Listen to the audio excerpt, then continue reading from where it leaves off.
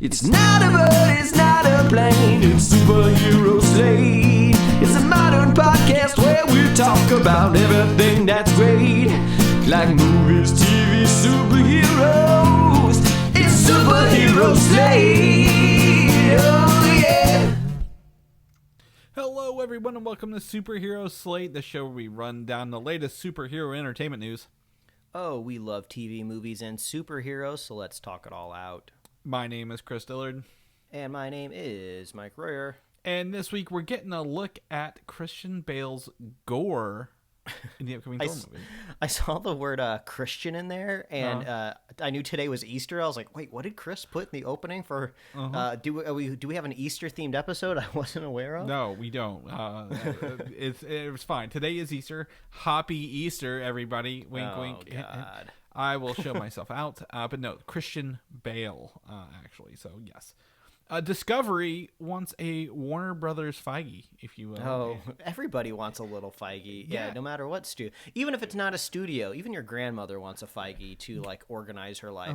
And guess what? We're available for hire. We come as a team, and we can come up with some sort of like celebrity nickname for us. Later, and we'll even split the salary. Yeah, exactly. Yeah, we will split we'll even split your salary. If you got salary, we'll split it down the middle. One for me, one for Mike. We'll do it. Wonder Twins take the form of casting announcements and more. Shout out right now to something called Crazy Aaron's Thinking Putty. You wouldn't know it, but I bought my wife a little tiny can of this kind of like thinking putty as a stocking stuffer over the holidays last year.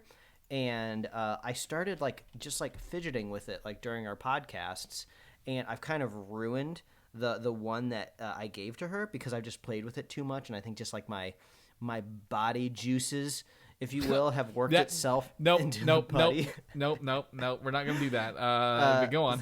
So I went on because this little can is like 13 grams, so it's a tiny little can. So I went on Amazon and I was like, okay, I'm gonna buy a replacement, because I feel bad. And they have like these gigantic cans that are like huge, like they're like bigger than a hockey puck.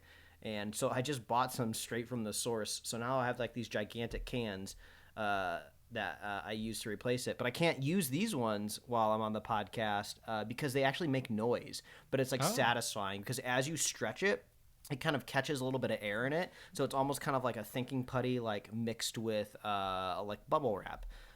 So if you're a fidgeting person, I fidget with everything all the time, no matter what I'm doing. Crazy Aaron's Thinking Putty. If they want to sponsor the podcast, I will gladly shout out their product. But this looks like interesting. I like. Yeah, this. but that's like a young millennial / Zoomer thing, like putties and goos and gacks and stuff. It's back. We called it gack when we were kids, but now it's back in full form and. Everybody wants the ooze. My birthday was last month, about a month ago, and my coworkers know me that they know I love candy. They went and bought me some of that old liquid sour candy, like that you're supposed to drink, and I'm like, I want this, but I don't want to feel miserable the rest of the workday. So let's put it on the to-do list, if you will, because I just can't do it. But I like this idea of putties here. I'm looking at this here. There's definitely some interesting ones. I see like the bigger. These look like about the size of my beard balm cans, if you will. Looks like in the same container. But there's like liquid glass, super scarab, super lava. Which one did you go with, Mike? Any inclinations? Oh, we got a color changing one that starts purple, turns pink. And then this other one, it's like a little animal hunt. It comes with like these little kind of like little plastic chiclets, gems in it, and then there's like little animals hiding amongst the leaves. Okay. But that's what I do now in my 30s. I just play with thinking putty and I record podcasts. Well, I'm looking at this, and the problem with me is in my age, I'm looking. It's like, man, this looks like some really good icing. Like it looks like cake icing on their website here, and. Fresh grass is that's speaking to the homeowner in me right here. Fresh Does that actually grass. smell like grass? Is that what it says? It smells like grass. It says mini sparkle. Mini sparkle. Just no smell, but you can buy something. You can buy some scents and add it to that. But that's interesting. That's very, very interesting to know. I'm gonna give a shout out to this is I don't know if it's a shout out actually. Mike and I have been talking. I found Mountain Dew's hot flavored Mountain Dew in the wild this week, and I never thought I'd ever see this in person. This is blowing my mind that they actually did the flaming hot Mountain Dew flavor. And I will say, disappointingly enough, I was scared. I even told Mike this. I'm like, I'm scared to drink a hot drink. Like, what have I come to do this? Not very hot at all. It's got a lime flavor to it, and then it's got like that faux heat. Like you're supposed to like taste the heat, kind of thing. Kind of like some candies that are supposed to be hot, but without the actual tang is. So I'm gonna try another one like later with a clean palate and see if it helps. Because I was also eating was it Cheez-Its Puffs? Have you had those yet? Yeah, I have. Those are interesting. Yeah, so I was like, man, I mean, nothing's more, mid 2000s to me than eating cheesy puffs and drinking Mountain Dew, especially flaming hot Mountain Dew. But I can't recommend it, and I've only seen the 12 can so far. But if anyone else has an inclination for lime/faux heat flavored things, I love flaming hot Cheetos or whatever. It's out there in the wild, and you can buy it at your local supermarket. I feel like a flaming hot Mountain Dew would feel really welcome in like a cocktail, right? Because cocktails or like micheladas, they're usually using like tagine or some sort of like spicy chili or something like that. I mean, spicy margaritas are something I enjoy. Like how maybe I could figure out a way to implement this into like some crushed ice and like some hot salt, the hot salt they have on those jalapeno margaritas. Yeah, I think honestly what that flaming hot Mountain Dew needs is a little bit of tequila, some ice. You could possibly blend it to see how well that goes, but I don't think I've ever blended a carbonated beverage before, so I don't know if you would just be kind of wasting the carbonation there. I will tell you, it's not that carbonated for Mountain Dew. The bubbles are lacking overall. It is like a very bright orange, color. Like when you pour it out, the color is very, very bright orange. But yeah, like it's really not hot, and I'm like, it's fine. So I mean, if you're looking for something warm, don't try it out. Don't do that. However, for the adults who listen to the show, my drink of choice this week has been the Black Cherry White Claw of the large variety, and I'll tell you why. The next two things both have those in common for me. Wait, black cherries or claws? Drinking a Black Cherry White Claw during both of these upcoming events. Gotcha. So first and foremost, we're not going to do a review episode on it, but I was able... my wife actually bought the tickets to go see Fantastic Beasts and the Secrets of Dumbledore. Do you want to know what the Secrets of Dumbledore are? Well, too bad they're in the case. Everything is always in the case in these movies. But as we say, we're not Potterheads here for the show. We are not precious with the property. I actually had a really good time. I will say the recasting of Johnny Depp to Mads Mikkelsen is actually a very welcome casting change. While I know nothing, truth wise or not, about why they got rid of him. That's for the courts to figure out for us. But I will say it automatically feels more like a film and more adult with him in the role rather than a bleach blonde, crazy-eyed Johnny Depp kind of leading the way, like swashbuckling through the movie. And honestly, they don't acknowledge it. They just start out the gate with Jude Law's Dumbledore and him, meeting. So making out? No, not quite. But I think overall, very, I had a good time. I have nothing against these movies. I wish there was less drama behind the scenes for literally this movie and the writer of the films. I wish this was all just not part of it going forward. But if you want a world that exists in the magic wizard community, this does do a great job of picking up a little bit after the last one, and also being more of an actual movie in terms of the character's plot and how it handles the themes in this film series. Yeah, there's been a lot of think pieces hitting the internet during this week, and I think one of them that I really agree with, and this is even outside of the specific story or even performance of this film, is that like the Harry Potter like IP and franchise is probably the least utilized franchise that's out there with the high quality and caliber of like the notoriety of it, right? You know, it seems like in the hands of another studio, but then also in an alternate universe where the creator isn't very dicey, right? That this would already have a streaming service, a streaming show at the very least announced, right? There would be it'd be at least 2 video games out already. You know, I'm not saying this franchise is not making money, but in kind of like this new media landscape, the fact that they've really just only gotten a couple other movies out, it does seem like the IP is being wasted. So it seems like Warner Brothers are going to pick a direction now that this movie's out and probably start cashing in on it a little bit more. So there's 2 things I feel here. One, what you call like the Harry Potter franchise is very akin to the Lord of the Rings franchise, right? Like we only had 6 movies and now an upcoming TV show, a mixture of games throughout everything, but nothing like solid, nothing like yearly or whatever. So I feel like it's very akin to that. I don't know if it's like the fear of buying into to medieval or magic sci-fi rather than futuristic space sci-fi. Couldn't really tell you. However, the franchise is supposed to have 5 movies. The Fantastic Beasts is, and this is 3. We don't know if we're going to get 4 or 5 yet. But I could see them, removing the 5th movie, doing one more to wrap up where all these people need to go by the end of it, and where the 3rd one ends, Secrets of Dumbledore, it actually ends in a good place where they could stop now if they wanted to, but I think there needs to be one more like, where do these characters go and why are they so important to this world at large?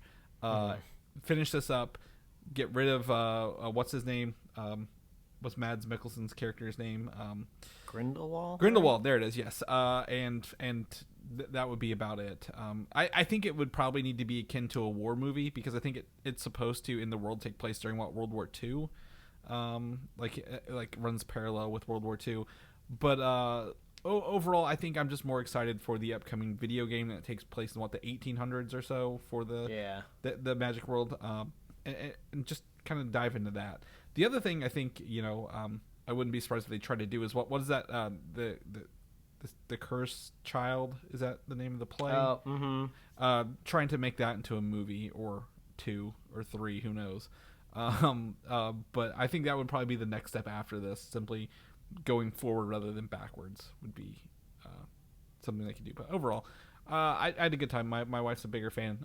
I enjoyed the actors. It's very entertaining to see Eddie Redmayne pull the bumbling, anxiety-driven kind of,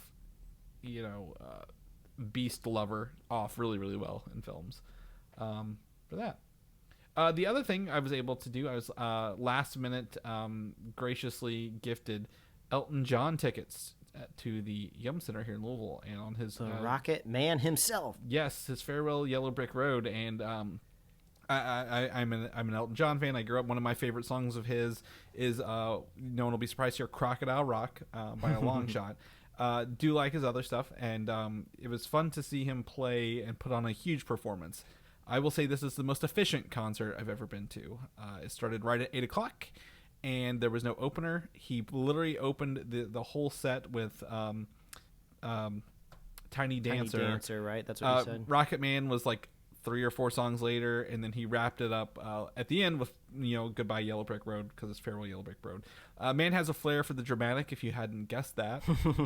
I sent Mike a couple videos and pictures of it, and like at one point he's writing a piano at Roomba speed across the stage, like while he's playing, it's moving in like the biggest fog machine like smoke I've ever seen in my life going through it. It's very hilarious.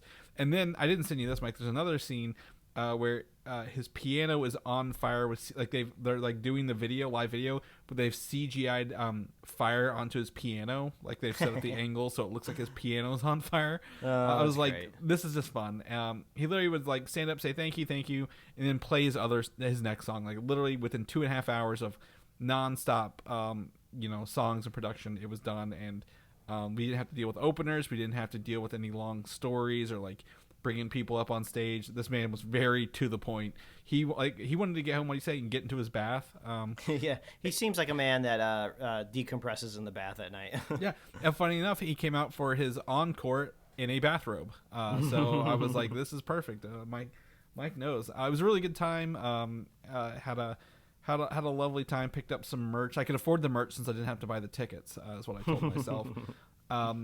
But yeah, the funny thing was there are 2 songs he played. I believe I don't remember what the first one was, but it had literally scenes from the Rocket Man movie in there as well with Taron Egerton. That's cool. So they used a lot of that, and then the other one I believe was I'm Still Standing had a mixture of all his performances across his history of like TV shows, specials, music videos, and stuff like that. One of them was The Muppets, which I remember from The Muppet Show. And the other, which is related to the show, is his scene from Kingsman, where he goes and beats everybody up in his outfit. So Kingsman 2, sorry. I have to draw the distinction there because people, it's very much a love or hate movie. No one is down the middle on Kingsman 2, which is hilarious. But Elton John was a huge part of that, so that was pretty fun on that. So he's only got, like, he said, like, maybe 100 shows left or 130 left before he's done forever. So if he's coming to a town near you and it's on your bucket list, I'd recommend it. It was a good time. Had a lovely experience, and I'm thankful that someone else was honestly busy enough to give me their tickets for free. So hashtag blessed Mike for that. I think I did some other stuff. I played some Lego Star Wars this week, but nothing big to come back and talk about. We'll do that another time. But go on and break it onto this your list here. You've got 2 things / 3 things that you've been doing. Yeah, I had a chance to see the new hotness that everybody's talking about in the theaters, but isn't performing terribly well at the box office. But I think word of mouth is going to drive a lot to Everything Everywhere All at Once, a film I didn't know much about at all. I knew that it was a multiversal style of movie because if you had a chance to see like a billboard or even a movie poster somewhere, it says it right there on the poster. It says like the best multiversal film that you'll see. And I also didn't realize until the movie ended in the credits that the Russo brothers were producers on this film. So I didn't even know that I could tie it back into the podcast this easily. But we went and checked it out, and my wife didn't know anything about it, which was fun because when we got out of the movie, we kind of debriefed ourselves of what we were thinking along the lines of this film. And this movie is absolutely buck wild. I'm not going to spoil anything. I don't want to give anything away because it's kind of a transcendent experience to like ingest this film, and it's just great. It's super fun. It's really creative. It's hilarious. Like, I think that's one thing that doesn't quite get across, and I guess I didn't see a whole lot of the marketing myself, so I can't say if the trailers try to make it look funny or not, but there are some parts that are just absolutely hysterical, like gut-busting laughing. You can't believe what you're seeing on the screen, but you got to go see Everything Everywhere All at Once. I don't think you necessarily have to see it in theaters, but it was fun watching it with a crowd for sure. And we actually went on a Monday night. So, and at our local theater, our showing was kind of in one of the smaller theaters. But even on a Monday night in a smaller theater, it was like packed. Like I think nearly all the seats were sold. There were people sitting in the way, like front row for it. So there is definitely an appetite for this movie, even on a Monday night. So go check it out. It's great. It's super fun, and you're gonna walk out of the movie not knowing what to see. But did you get your googly eyes? Did they give them to you with your ticket? No, they did not give me any googly eyes personally. But we already own some though. And that's starring Michelle Yeoh, right? Yeoh. Mm-hmm. Yeah. Because I was like, she's been in some stuff lately. I was trying to think of what it was. It was Guardians 2. She's at the end. She plays one of the Ravagers. Kind of things, and I believe she's recently, was it Star Trek Discovery? I don't know if you've watched that one. Maybe I feel like I can envision her in kind of like a Starfleet uniform. Mm-hmm. So maybe she was in that. And Shang-Chi at the end of it, she was the ant in Shang-Chi. Yeah, that's right. Because she's known for was it Crouching Tiger, Hidden Dragon? That's kind of yeah. She had like a breakout role. Mm-hmm. So yeah, it's just it's a wild movie. You got to go see it. Highly recommend. and you're gonna have a great time. I don't want to spoil anything. There is a really funny joke reference to the movie Ratatouille that's kind of a running gag through the film. That is, it's so funny. Like, you almost would imagine it being like an SNL sketch or like a skit on, like, I don't know, like Rick and Morty or Family Guy or something. It's really, really funny. So go check that movie out. And then if you want to do a huge switch and watch some really bad movies, I'm continuing my watch through the Resident Evil franchise. I have now wrapped up and finished Resident Evil 3 and Resident Evil 4. And these are starting to really blend in my head, and they're getting kind of hard to keep straight. But the fourth film is the film that Chris let me know, but I'm pretty sure I would have figured it out on my own pretty quickly, is that came out during the 3D craze. And it is wild watching these types of movies on like a tiny TV screen while you're like riding an exercise bike in a garage, because it's just hilarious out of context of 3D glasses. Everything's played straight to camera. It's just wild. It lags a little bit in this at the beginning of the story, but it gets back to its like crazy nonsensical zombie stuff later on in the film. So I was happy for that, because the only thing that makes these movies somewhat entertaining is just the ridiculousness that the characters go through, and the wacky, wild special effects, and the just interesting acting, I would say, from some of the cast. I did notice, though, I've started to make this connection, and it's a big pet peeve of mine in movies. So I'm just going to see if it persists through the rest of the franchise. In Resident Evil 2, 3, and 4 so far, Mia Jovovich, Jovovich does not personally defeat or vanquish the final villain of her own volition. In the second one, Nemesis just has like a change of heart or like a change of programming at the end of the movie, and just like turns on Umbrella Corporation and just shoots his Gatling gun at all of them, and she just gets away in a helicopter. So that's, she didn't do anything to get out of that situation herself. In the third movie, a clone of herself ends up defeating the final boss, so she's just lucky that that clone happened to be there when she needed her to be there. And then in the fourth movie, she is, for all intents and purposes, going to get killed, but there is just a character, wildly enough, called Kmart, because she was found in a Kmart, and even though the apocalypse has not been going on that long, she just decided to rename herself of where she was found, at Kmart, which I thought was really dumb. But she just happens to toss a shotgun to her at the final second so she could shoot Wesker in the face.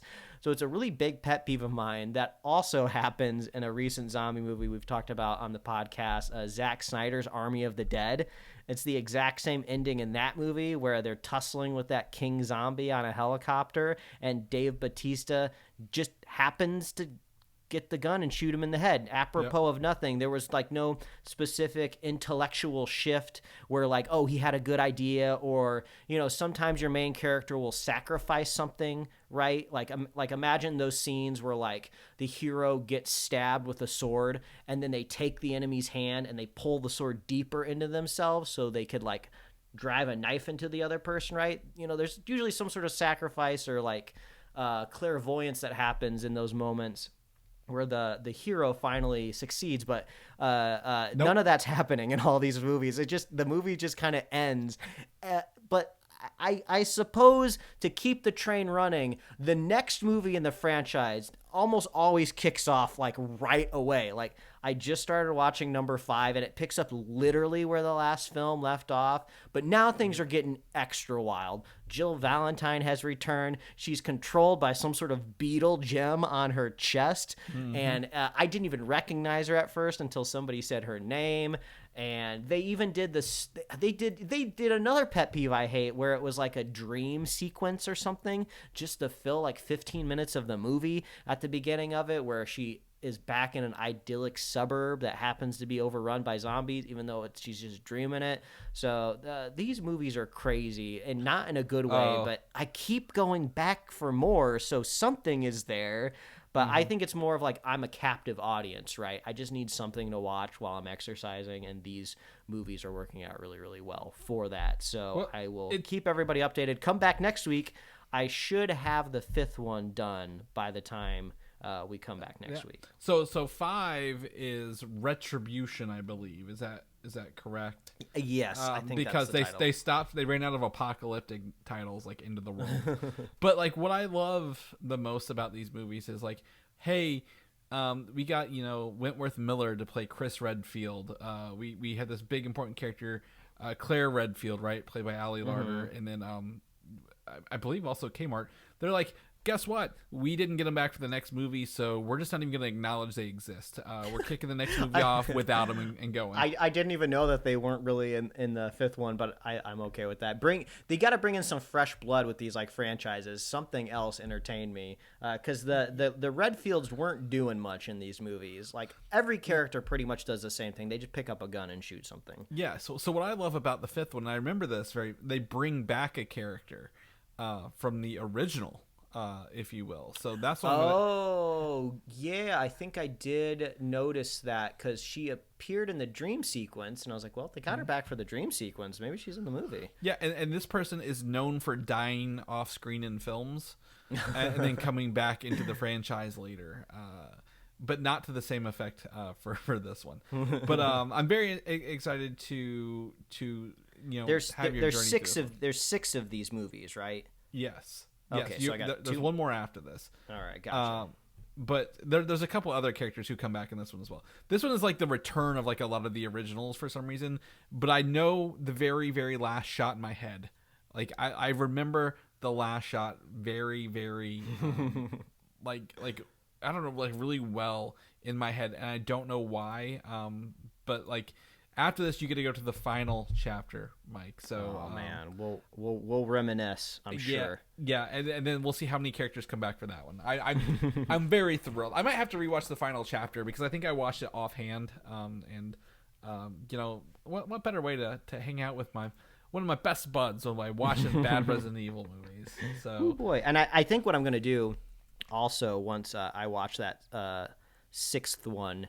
Is go watch that reboot they tried to get off the ground. That movie didn't it come out like during the pandemic or something like that? It was last October, yeah. Yeah, and we'll see how good that is. Yeah, my theory is after watching all of these and just kind of seeing the failure to launch of this franchise as cinematic, I think what they have to do is they have to just mine the best version of the game, and that's Resident Evil 4. Like cast a super the most famous person that they can afford to play Leon, right? And then cast like the second famous person they can afford to play the quote-unquote president's daughter. But I think if you really want this franchise to work, don't go all the way to president's daughter. That's already such a huge leap for like a brand new movie. Make it like a senator's daughter or something like that. Because really, if a president's daughter is kidnapped, the whole FBI and CIA, every Marine is going to be on the job, right? It's not just going to send in like one dude with like an outdoorsy coat and like blonde hair to go tackle it. So make it like a senator's daughter, make like Las Plagas. Like, I don't even know if originally that is supposed to be the origin of the T virus, or I don't remember exactly what it was, but just make that the origin. 'Cause it makes the most sense for it just kind of being natural and just kind of in a weird, like European town, Yeah. So what's actually interesting, as I just looked this up, Resident Evil 4 is not the best-selling game in the series. Which one's the best-selling one? 7, which I believe is. Oh, that was kind of that was a good reboot. And 8, well, yeah, and 8, the two, because they're back-to-back sequels with the same lead character. So like those are like, and I think 7 also had VR capabilities that like people were. It did. Yeah, so people were like just clawing at those. So that's really really good for them. I mean that's fantastic. So I could go either way. I honestly would say lean away from Leon and go with this new character. Because I think a lot of, like the memes of the 7-foot tall vampire woman from the 8 like really took over the internet. So I'm excited, and they also have that upcoming TV show based on Wesker's family. Remember the Albert Wesker family? So yeah, that's right. Well, there's only Up, the only live action adaptation of Wesker right now that I'm seeing.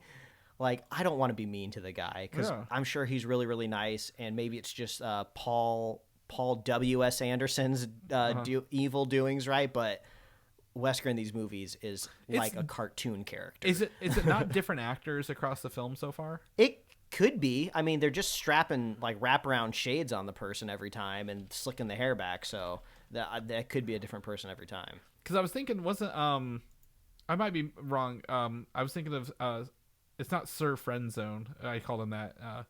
Oh no, he was a scientist. He was a different character. Gotcha. In the third one. Gotcha. Okay, cool. Yeah. He worked for Wesker. Yeah. I also recommend. I don't know if you've seen any of them. The Resident Evil animated movies, like the CG animated movies. Have you ever seen those? Oh, I watched like that series that they did. We talked about that on the pod a while back of. The motion kind of capture animation technology that they were using on it. But no, I haven't really dove into any of that stuff. Yeah, actually, the newer ones, they all have. I'm pretty sure they all have Leon in them. By the way, so this is like what you're talking about. But I think the newest one from last year, they get better as the years go on, if you will. So like the newest one's really really good. So, yeah, I'd be interested in that. But yeah, anyway. Resident Evil, Mike, thank you for sharing your journey with us. What is your next franchise that you will dive into? Oh God, that's great. I would love to keep watching things adjacent to Underworld and Resident Evil. Like just these big even if it exists, I feel like these are almost kind of like legacy franchises where nothing quite like it exists.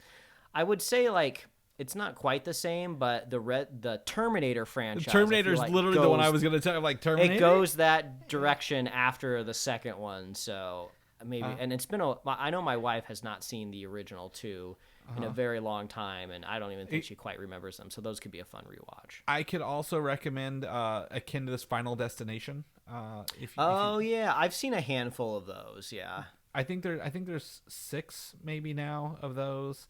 That could be a good one. I've never seen the Scream movies, and now there's like 5 of them out. Oh, that would be good too. I've heard decent things about that reboot kind of one that came out, or I guess a return, an anniversary movie, whatever they're calling now. Yeah, like a revisitation or whatever. Yeah, where they brought the characters back. But horror movies, that's not a bad idea. Like like maybe Freddy Krueger movies or something like that. Oh yeah, Freddy, Jason, Twilight saga. If you really actually no, it's gonna be Twilight because I actually thought about that because like it's an influential franchise. I feel like I feel a little bit like I'm doing homework, but also like I want to get all of the jokes that people have been making for 20 years, right? I understand them, but I've never experienced them. Yeah, I've experienced them. Sadly, there's that. Because like I just did this like last year with the Fast and Furious movie, so I understand the fascination with like what am I missing out on? Like what is that? I would say I actually maybe if you're keen to do this with me, I want to lean the other way and do the scary movie franchise. Where it's like literally the movies that parody the scary movies, right? Because I remember the first, I remember 1, a little bit of 2 and 3, but I don't like. I'm like, how bad did these get? Like, I just happened to pull Scary Movie up real fast. Scary Movie 5, the Metascore, is 11. So I'm like, God, these got to get awful real fast. So. Yeah, my memory of those is.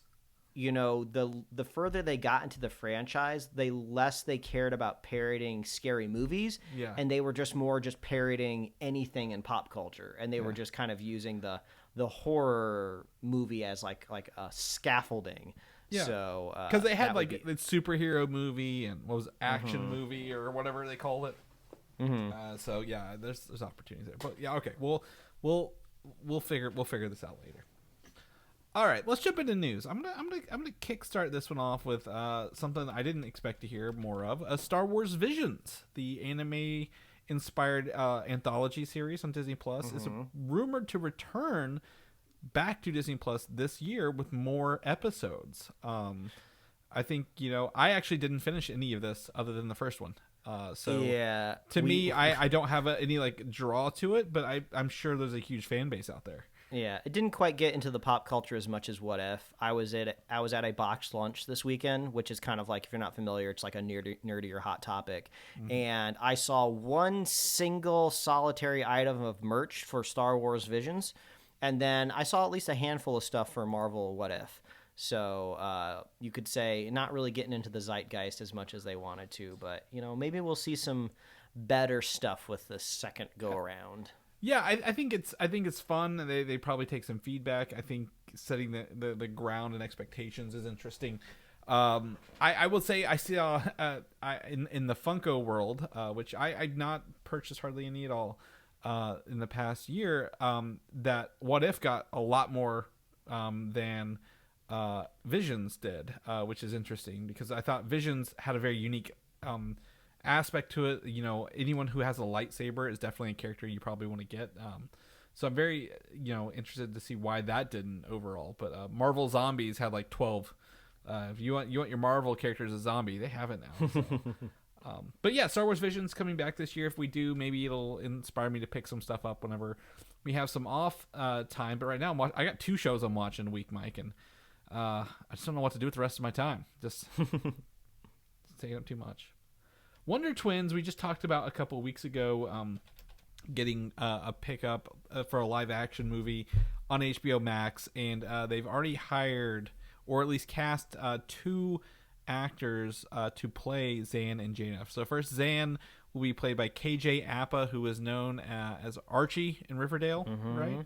Yep. And the other is Isabel May, who will play Jayna, and she's from the show 1883. I don't know her as well as I do KJ. I know 1883 is an incredibly popular show because it's like the prequel spinoff to Yellowstone, which is kind of like probably your dad's favorite show, but it's also one of the most popular TV shows out there right now because sometimes you kind of forget that like CBS, like those networks are like powerhouses that make stuff that is not nerdy and you don't know about. So I'm sure that's a pretty good get, but I know KJ Apa is probably like a darling over there in the Warner Brothers landscape. You know, He's been on Riverdale for a while now, and also, that's a CW kind of Warner Brothers joint. So it's good to see KJ Apa kind of launching into something. I think that show is going to be wrapping up soon, so I'm sure everybody there is looking for the next project. Yeah, I mean, exactly, and moving into stuff like that. Like he doesn't have a lot of movies under his belt. He played Nico in 2 different movies. That's interesting. Now, I looked up Isabel May while you were talking, and she was in at least looks like a season of Young Sheldon as a character before. That's another show that we do not watch, but is incredibly popular. Yeah. So yeah, great. I mean, I actually didn't expect them to have hardly any news on this. This is more news than we have on Green Lantern, and that's disappointing to me because I'd much rather see Green Lantern than the Wonder Twins. But wait, at this point in time, you have to say which Green Lantern because there's an all HBO of them series, any Lantern. The last Green Lantern we had cast was Ryan Reynolds. Any Lantern, any color. I feel like dropping a Green Lantern in either the next Shazam movie or Black Adam would be a good idea. They're interstellar. They're kind of, I feel like it works there. Yeah, they're kind of like they both look magic based, right? Like in that terms. I was gonna say I would love to see an alt version in the Flash next year. That would be great. That could be fun to see that. But I'm not gonna cross my fingers for anything on the Flash. Just a reminder for the Wonder Twins: Zan takes the form of water, and Jayna takes the form of an animal when they put their Wonder Rings together and say "Wonder Twin powers activate." Form of ice cubes. Form of ice cubes, and form of lion. Why not? Sure. So this is like very. It's very almost. They showed up originally. What was it in the Justice League TV show? What was that old animated Justice League show? I forget the name. The Justice Friends. I think it might be Justice Friends. So very very much a parody now, but that's where they came from of that Hanna. It's not Hanna-Barbera era, but it kind of is a little bit. So we'll keep you guys posted. HBO Max doing more stuff. That's good for them. The DC League of Super Pets, I believe, is our next DC movie, right? It's right. Mm-hmm. It's going to be coming this summer, and I don't want to knock any of the animated DC stuff. We've been impressed by a lot of animated shows. And I need to zoom way out on this image, Mike, here that I have in the thing. It actually scrolls across. We get to see our first official look at the full Justice League here in their designs in DC's League of Super Pets. Yeah, this made its round on my news feed earlier in the week last week, and everybody's talking about Aquaman's hair. He's got some Aquaman sort of. Oh, I was looking at Cyborg's hair, but yes, both of their hair. Yeah, I guess they put the most dramatic hairs right next to each other. Yeah, Aquaman's got this strange man bun thing going on. But Feels I very mean, Jason Momoa inspired, if you will. If I had to say something cool, I think like I don't think I've ever quite seen like Wonder Woman with like the metal boots that go that high up. That looks kind of cool.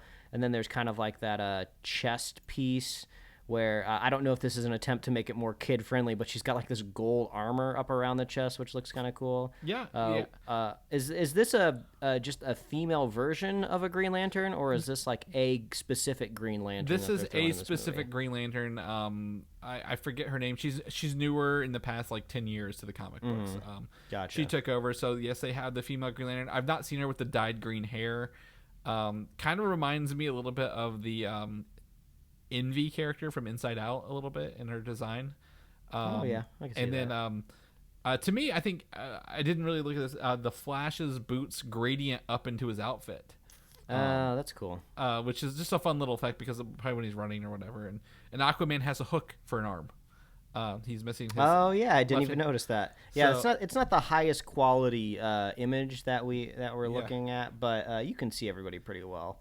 Yeah. This could be fun. I mean, back in the day, before the existence of Teen Titans Go to the Movie, I would have been like, "Who's this movie for? This is going to be dumb." But Teen Titans Go to the Movie is like literally like one of the best movies I've ever seen, which is like wild to say. Yeah. So this Super Pets could be really great. That and a Lego Batman as well. They really, they have fun with these animated movies, and they don't take themselves seriously, which is quite the contrast to most of the recent DC movies we've seen. Right? I mean, we're gonna talk about Batman here in a minute. Like that's a dark, not fun movie to watch at times.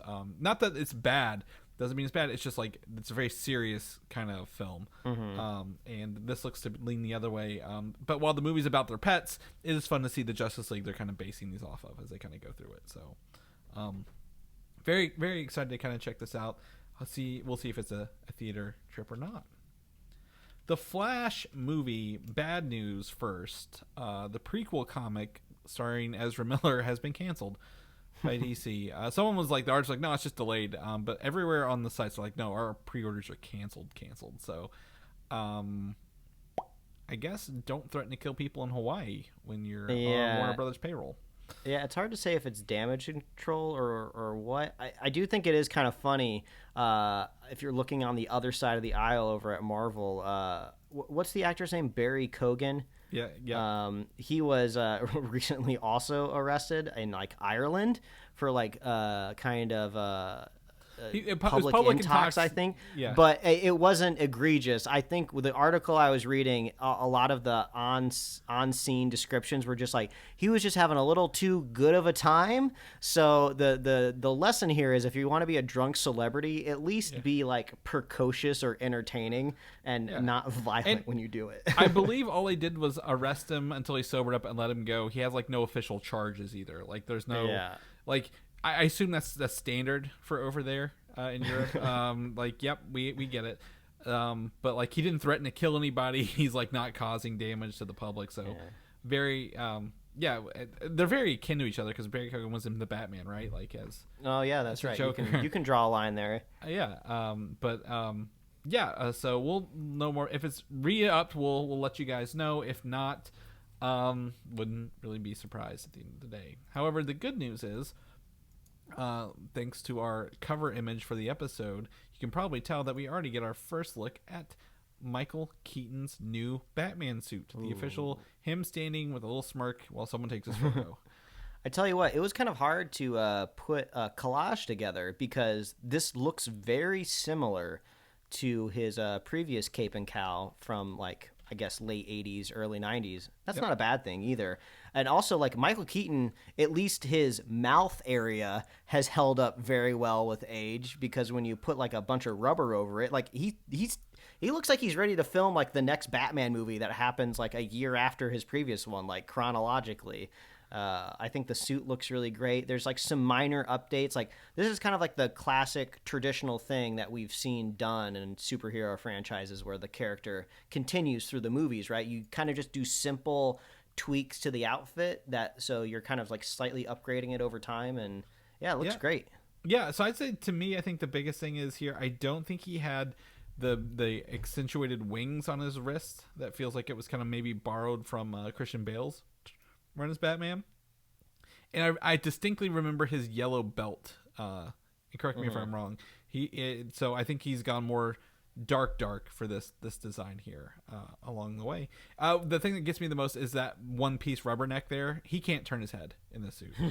Like no way is this man turning his head in this suit. But that one piece rubberneck is very much one of the remaining pieces of this outfit from that. Maybe they have a better ability to kind of like form that type of material now. Maybe it bends a lot better. But either way, they could just entirely replace Michael Keaton with a CG character that can turn his head in the movie if they need to. Oh, yeah. So it's not going to be too much of a worry. Oh yeah, I'm not worried at all. It's very very much classic. Like you look at this and you're like, yeah, it feels like they could have put this in '89. Yeah, that's fine. Yeah, it's a good looking Batman for sure. Yeah, so very excited to see that little image there, and who knows when we'll get to see him next. They didn't actually show him in that trailer for the Flash, that teaser from Fandom, so they're really holding on to that secret that we'll see Batman in a suit for the Flash. Moving on, the Flash show is rumored that season 9, which is not this season, the next season, could be the final season for this show with a reduced episode count for it. Yeah, I think you were stipulating that maybe this is just an attempt to wind down the CW superhero stuff. Yeah, I believe Legends of Tomorrow, Batwoman, right over there. Yeah, there's another one. I forget what it's called. I think Superman and Lois has been renewed, but I don't know three if of Black them Lightning is still going. No, or the not. Black Lightning ended. Supergirl ended. Legends of Tomorrow and I believe Batgirl are the two maybe, and the Flash haven't got or the Flash just got a renewal, but there's rumor that they're just going to be like wrapping these they might get renewed on like half season counts or less just to kind of wrap things up over there. This could have be part of the Warner Brothers / Discovery merger that's going on currently. There's also been a huge petition to have Grant Gustin be the Flash in the movieverse going forward. Now, while I think Grant Gustin does a great Flash, I don't think that'll happen whatsoever at the end of the day. But, I feel the time has come.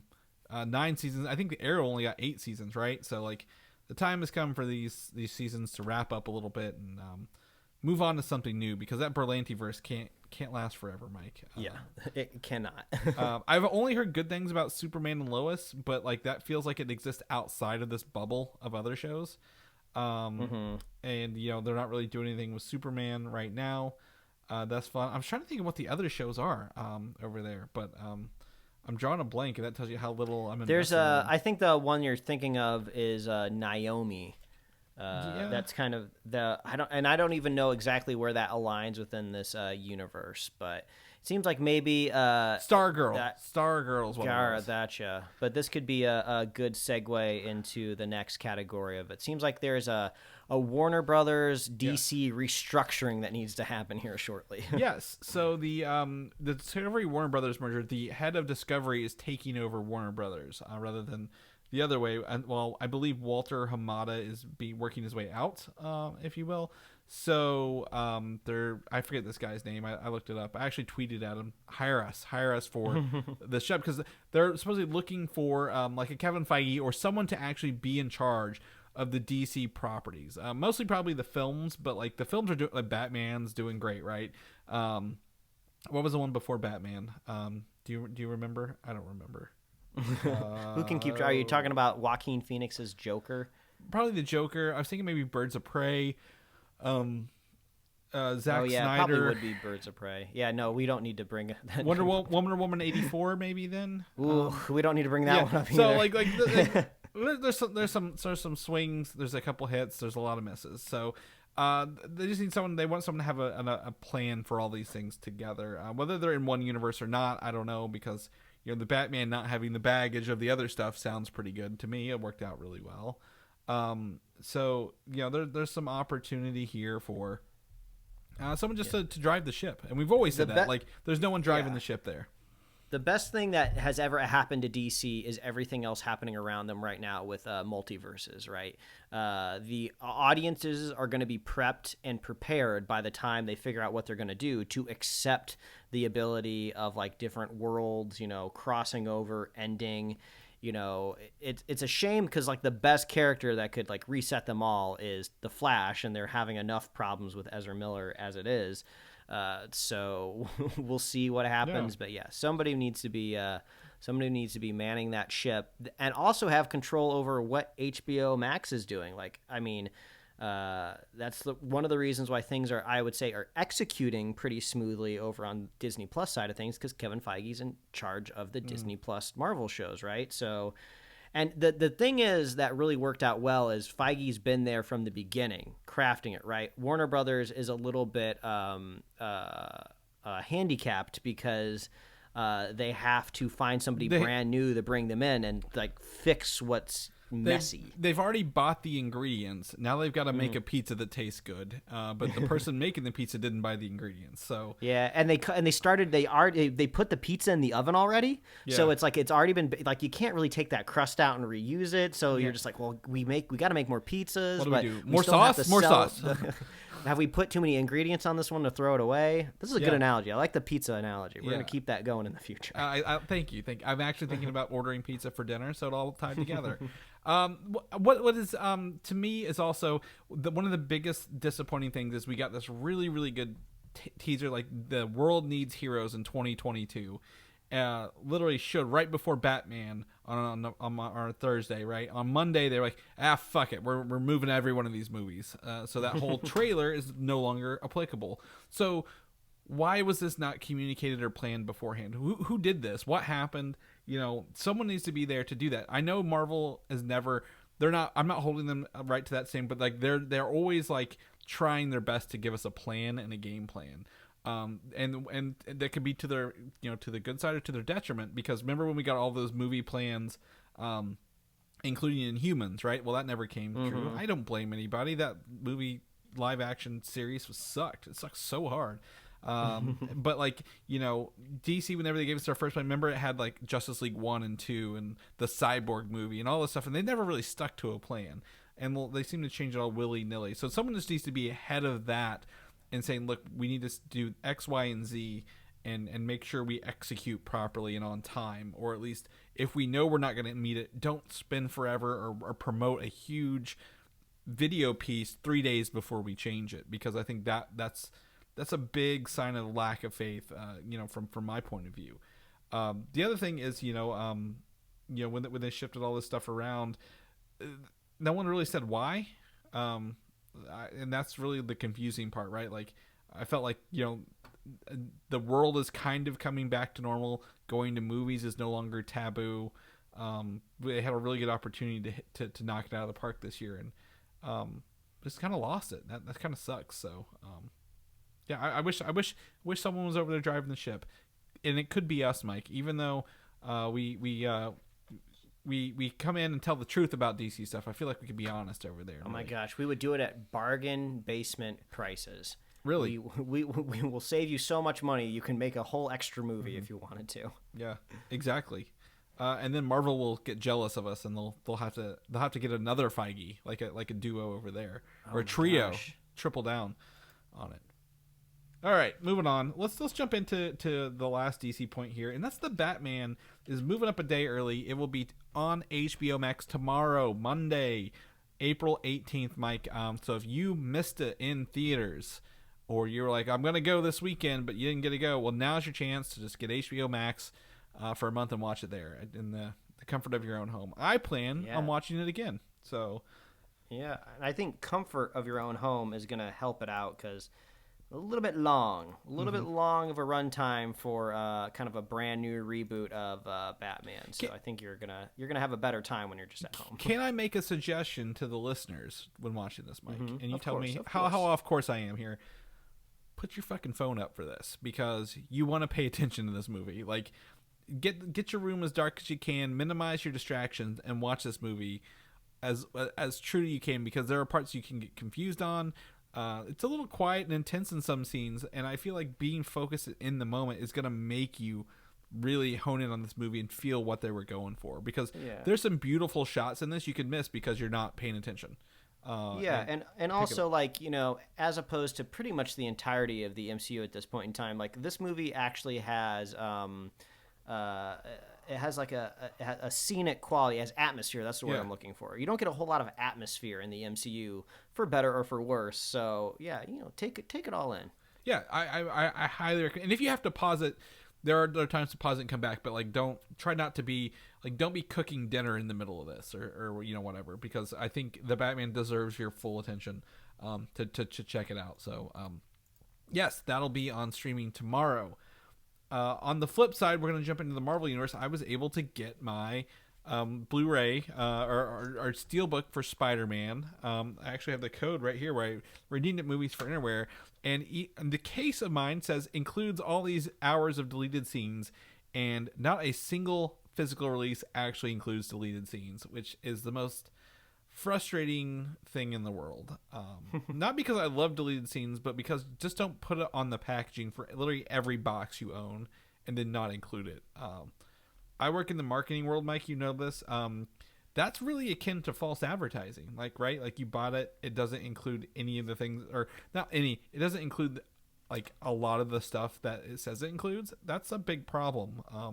So I expect this to kind of pop up on someone's radar.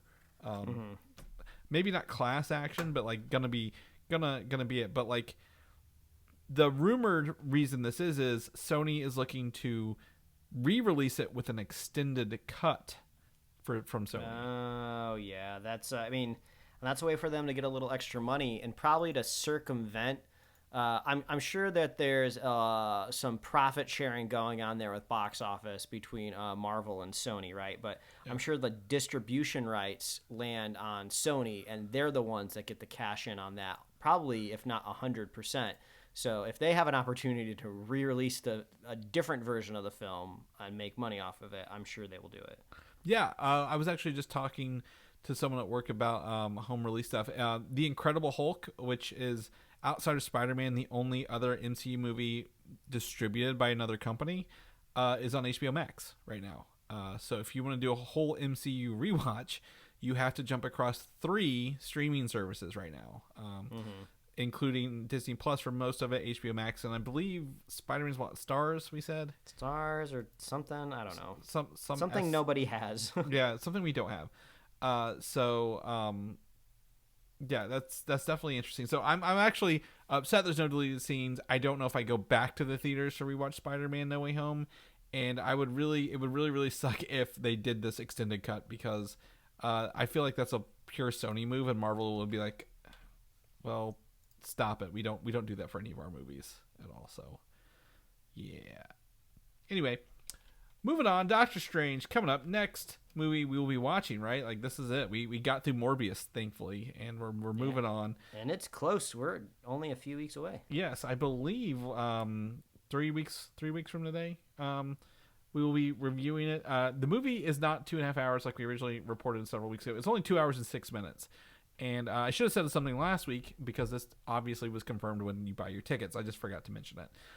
So 2 hours and 6 minutes with credits and post-credit scenes. That's a brisk movie, Mike. That is, I feel like Doctor Strange is going to just go in hard and not hold back, right? Like, why explain things when we can just show you everything and have a good time on this multiversal journey?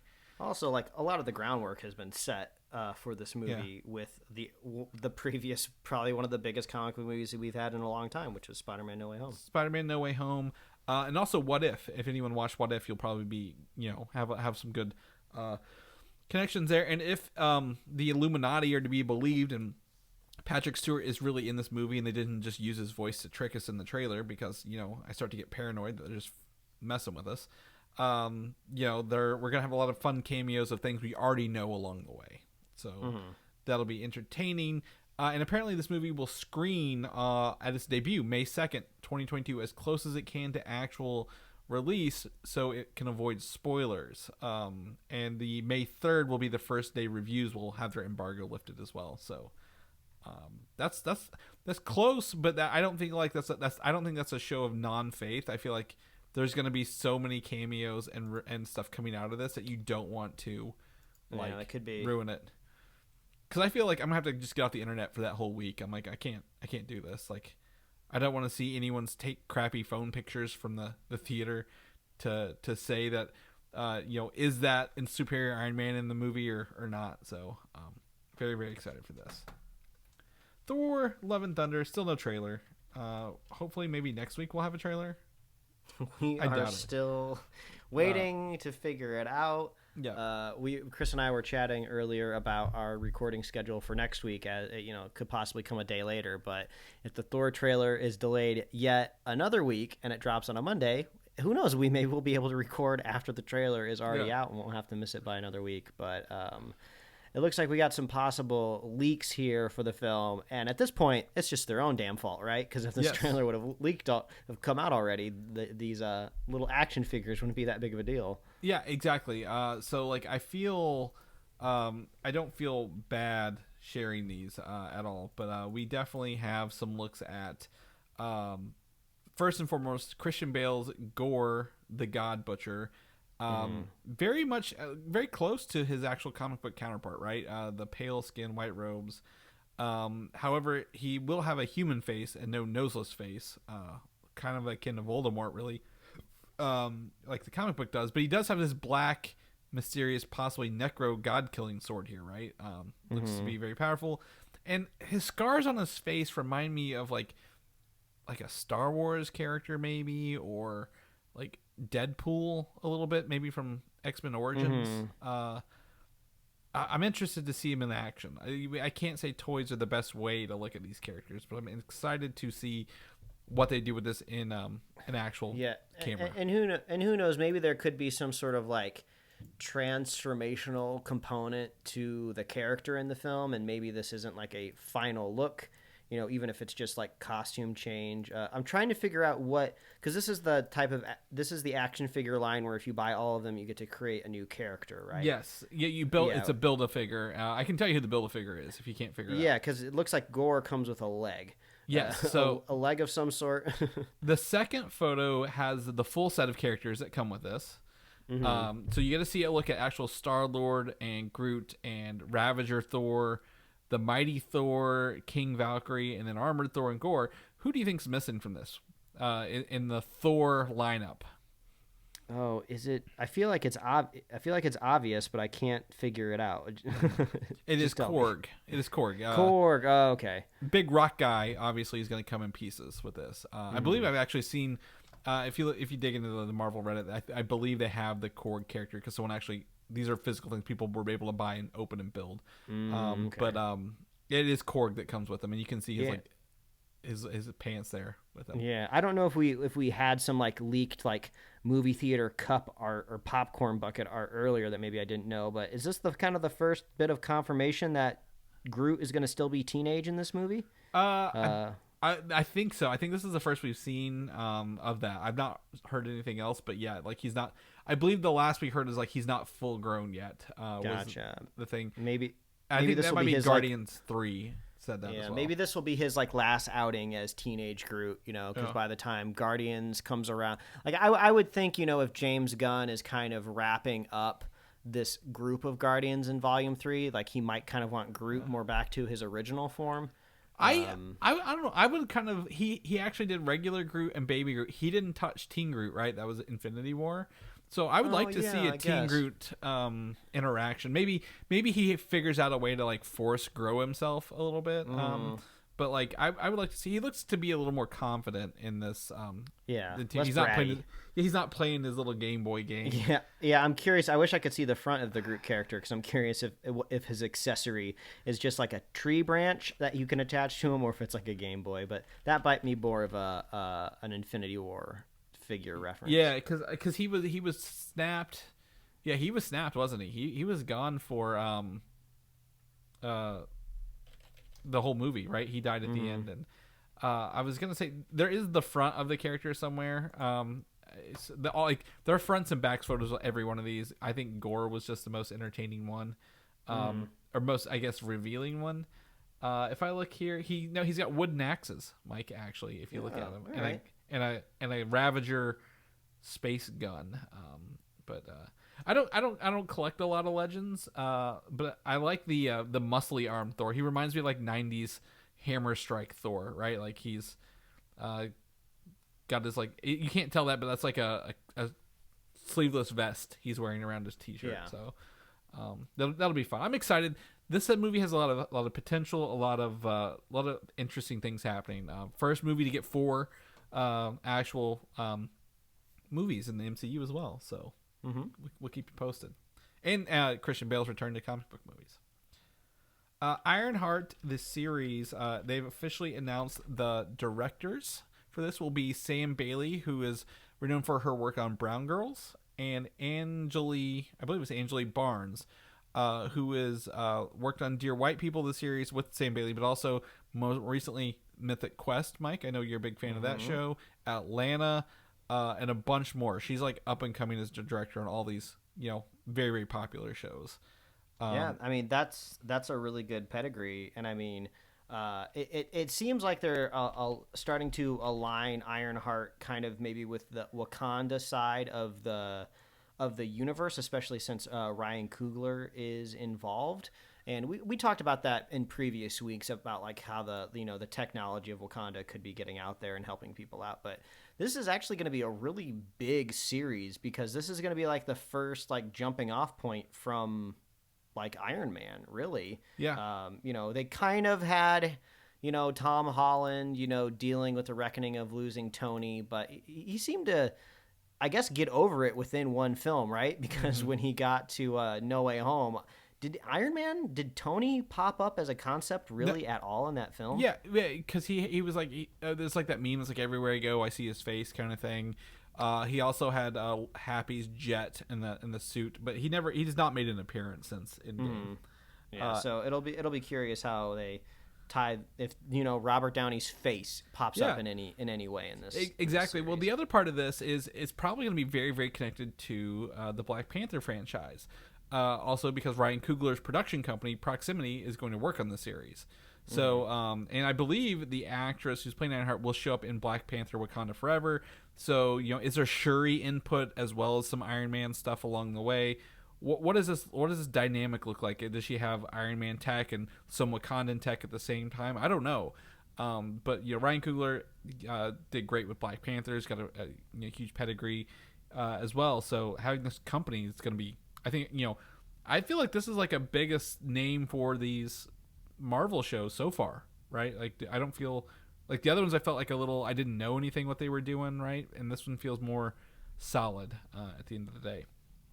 So Ironheart probably early next year. I don't think it started filming yet, so we'll keep you posted.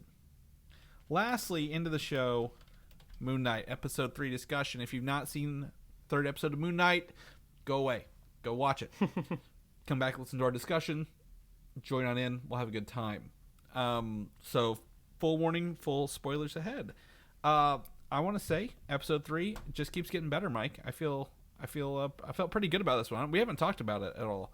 So I don't know how you feel, but I was really on board with this one over the other two. I don't know. I think we'll be a little bit split on this one. I don't think anything necessarily in this episode has, turned me off entirely, but it does really feel like we're kind of in a mid-season slump, which seems odd since the season's only 6 episodes long, but I feel like we did kind of take a little bit of a dip here. I don't know. I just wasn't jiving with it. I don't know exactly what it was. There was a few kind of like nitpicky moments in the movie, or not in the movie, in this episode that maybe added up too much and just bothered me. But I think the scene that kind of lost me the most was kind of the Avatar tribunal scene, where we kind of got to see the what was the moon god's name again? Khonshu? Keep forgetting his Khonshu. That's right. When Khonshu takes over the body, and the voice that comes out of Oscar Isaac, I would say at the very least is distracting, and at the very worst is the most bizarre decision I think I've ever seen an actor take. it was so distracting. It was so weird. And I get what they're going for here, right? You know, Khonshu is trying to project, you know, all of this, he's incredibly upset. You know, he's trying to get this point across. He's not super articulate. So of course he would just kind of yell like a big dumb idiot, because that's kind of the way that they're kind of aligning what his personality is. But the way it's just shouted from Oscar Isaac, I could not concentrate on the scene. I thought it was incredibly silly in the worst way, and like it was kind of downhill from there for me. But overall, I don't think it's like a bad episode. But like I remember last week when you told me you have heard that the 4th episode is kind of where a lot of stuff goes down. So the whole time I was just like, I can't. Let's just get this episode over with. I want to see what's happening in episode 4. See, I think I will agree that the decision to have Khonshu and Mark inhabit the body at the same time at the tribunal is inconsistent, because the other avatars were purely controlled by the gods. But I think it's good that they acknowledge the other gods and they have avatars on this, like they said, the plane of existence, right? I didn't think they would ever get to that. I thought they would just be like, oh, they're there, but we're only going to deal with Moon Knight's Khonshu and the Amit villain.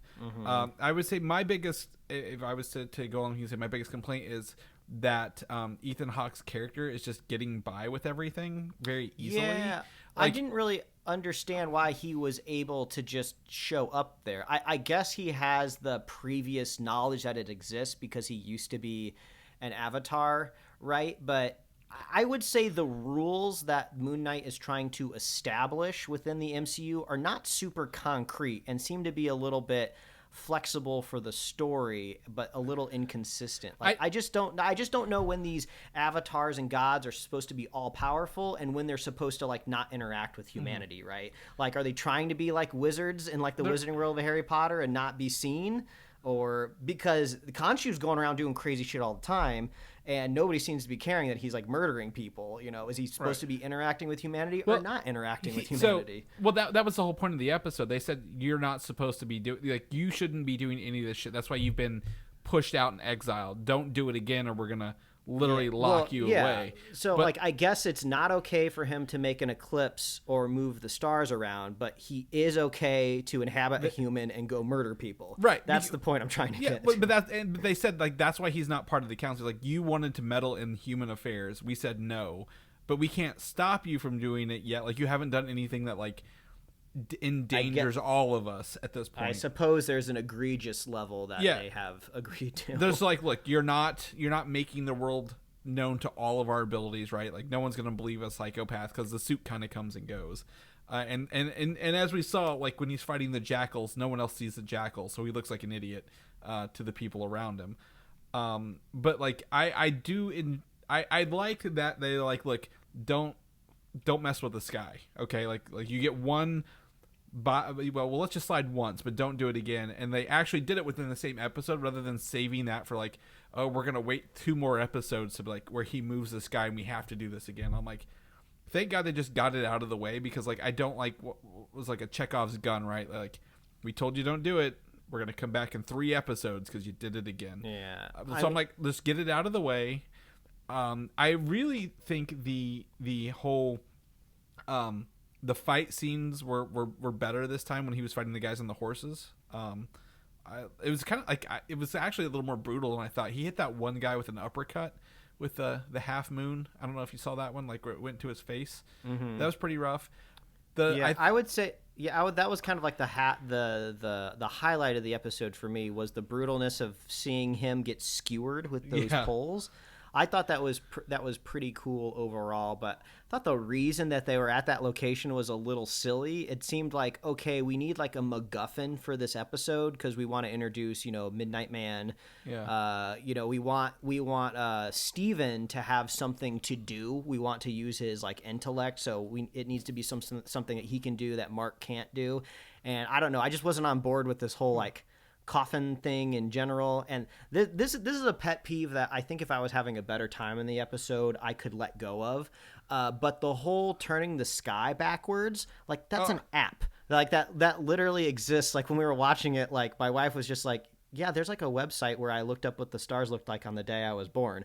So like, I don't know. Like, I guess they don't really have to address that because, not everybody knows about that. But the whole time I was just like, there's an app for this. You don't have to move the whole sky. Just download. You get an iPhone on you, right? Yeah, possibly. And they could have easily like, well, this data is just guesses, not actual. Yeah, or like they could have at least said like, oh, well, the data doesn't go back that far, like, thousands of years. But the whole time I was like, just use an app. Yeah, but it's fine. I mean, I think that was like a cool display. Like Khonshu's like, I remember every night. Like that is like very like, yes, he is Moon Knight for a reason. Like he is like the god of the night, and it was very fun. I really enjoyed the effect because it wasn't like we're moving everything. Like it's like the bands, like we saw this in the trailer, right? It's the bands like moving gently back and forth rather than like, oh, we're just gonna shuffle up the whole sky to make it look different. So. But I will say it was a pet peeve. Like, I would say like, oh, it's a cool enough idea and a effect on screen that you could kind of just like, oh, let's just ignore the fact that you could solve this like with a website because it'll just end up being cool, and you could go through the whole thing of just like, well, there's no service out here, right? And we just need to know this right away. and it served the point of Khonshu going away, like sacrifice himself for the greater good. Like he actually believes that Amit, like he's kind of been an asshole, but he's like, I will literally go be put into like a little rock statue, which you will be able to find 3D prints of this online. I guarantee if you go search it right now, like Khonshu statues. I am curious because the episode did open with a question that hasn't been answered yet. It seems like there's a third personality within Mark. So that was intriguing. I was very curious about that. So there was some things that I did like about the episode. Just overall, I wasn't digging the third personality. I kind of noticed it in the first episode where he was like, they were talking about more people in there, and it kind of alluded to his third personality. Would you like to know who I think it is based on comic books? What are you thinking, Chris? Jake Lockley, who was like a kind of a like a old school gangster, right, from like the 1930s, is the other personality who is not.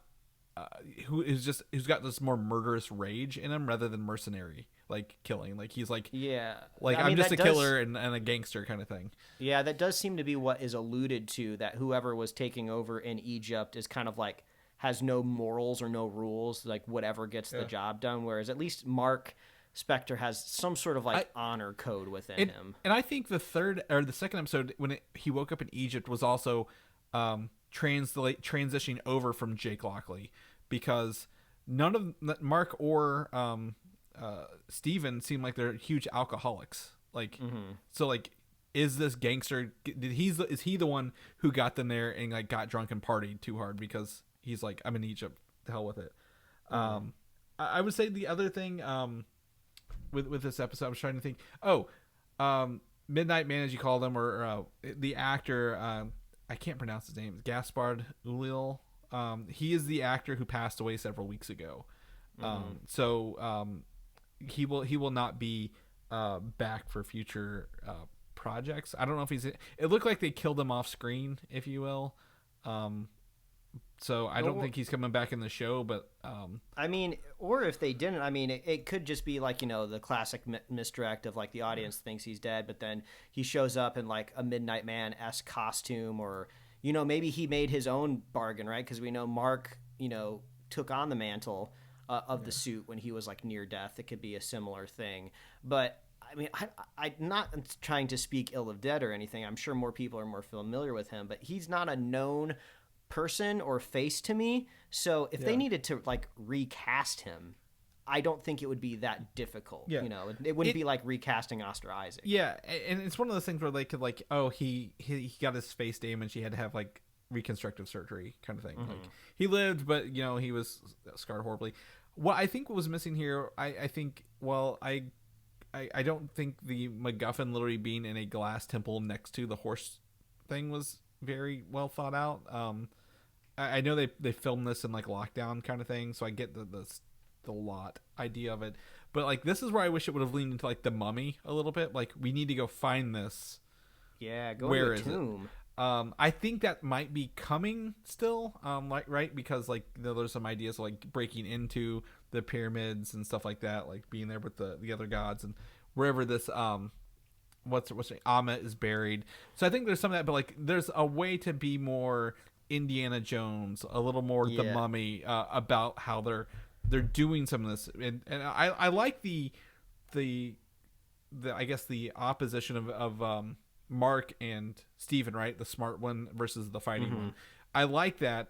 Oscar Isaac does a great job portraying both of them, but when they do it, the motivation or the reasoning isn't really as strong as it could be, and that's just because we have the advantage of hindsight.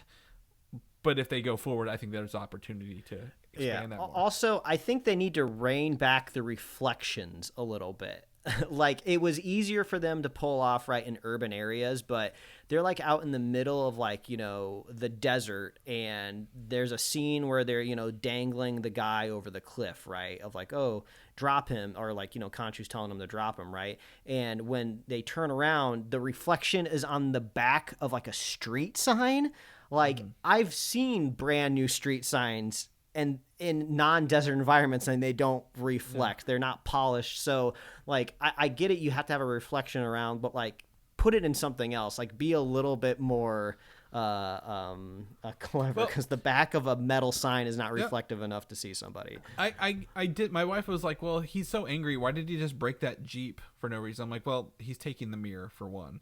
But he didn't have to take the mirror anywhere to do this. He could have literally just done it right there at the car. No, so you're bringing up a good point. I don't know if this is like, if there's like a different director, or like maybe somebody was really strained and like maybe the production schedule was getting caught up with them.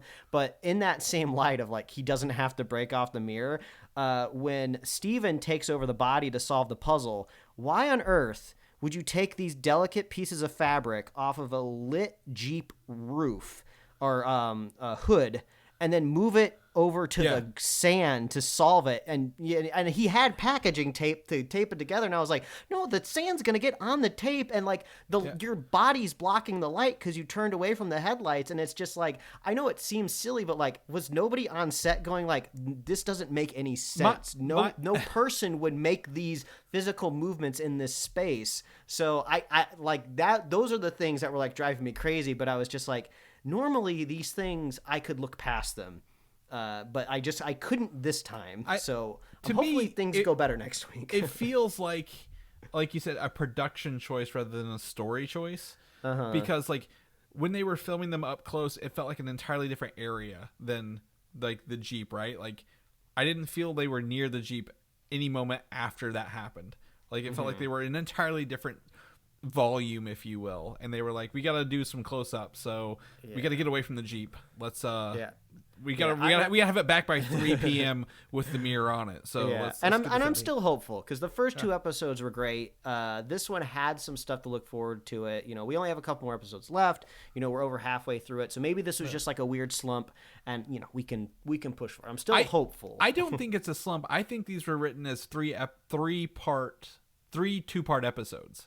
Like, the first, if you watch 1, it ends in a weird place. 2 picks up and goes with it, right? Like, 1 and 2 are a great story. And this episode does kind of have like a unsatisfying ending. I don't remember exactly what the shot was, but I was like, he's just lying on the sand.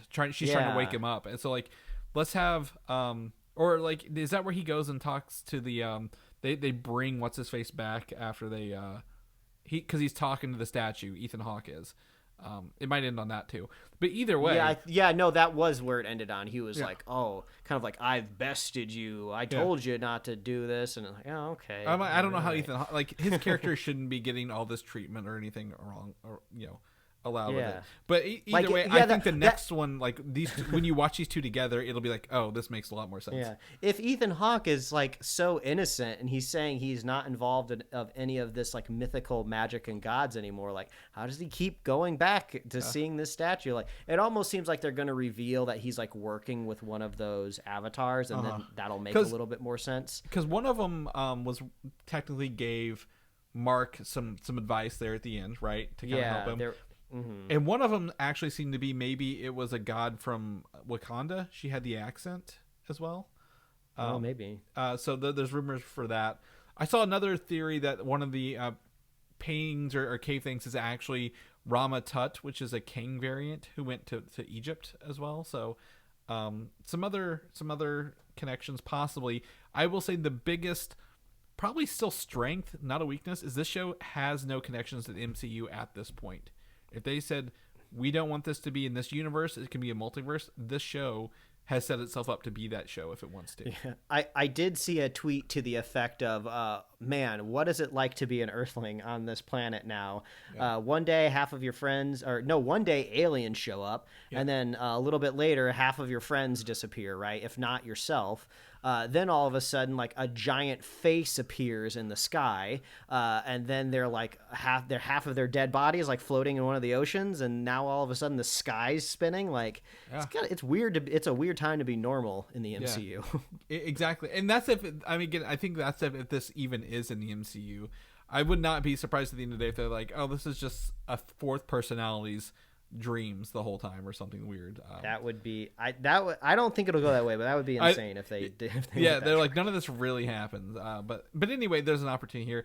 I will say the stupidest theory I saw was that Khonshu time traveled to Earth back 2,000 years, because he literally just shows he can move the sky earlier in the episode, and he just moved the sky again.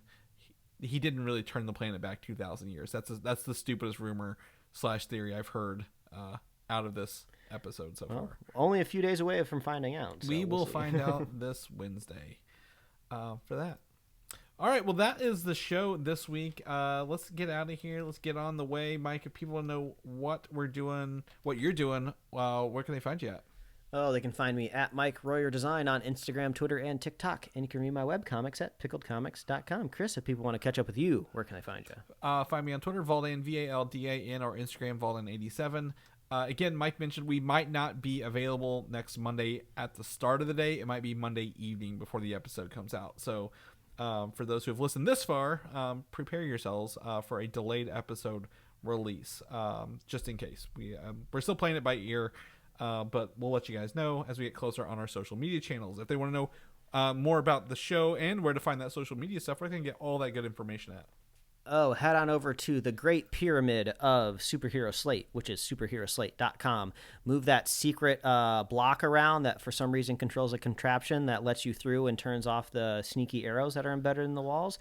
And that's where you can find our Apple Podcast link, our YouTube link, and our Spotify link, and also our awesome show notes. So if you want to see everything that we talked about this week, if you want to see the crazy hair on Aquaman and Cyborg for DC Super Pets. We didn't mention, but Cyborg's hair is just crazy because it's only on half of his head, not because of the hairstyle is crazy. It just ends very abruptly on his metal skull. It's half of an afro, actually. I will say the afro is kind of the weird part too. Like, I've not seen a Cyborg with an afro, right? Like, have we? I think the look's fine. It's just kind of like funny, but I think it's supposed to be played as a comedic effect of look at this hair. Now it stops halfway through. Yep. We got all that great stuff at superheroslate.com.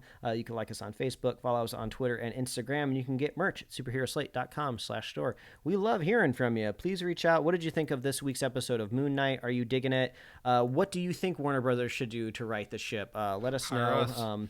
If you want to be a super fan of the show, all you got to do is share the show with a friend, share the show with a buddy, and we will be here every week, folks. That's right. We'll see you guys next week. Bye. Thanks for listening, and don't forget to subscribe.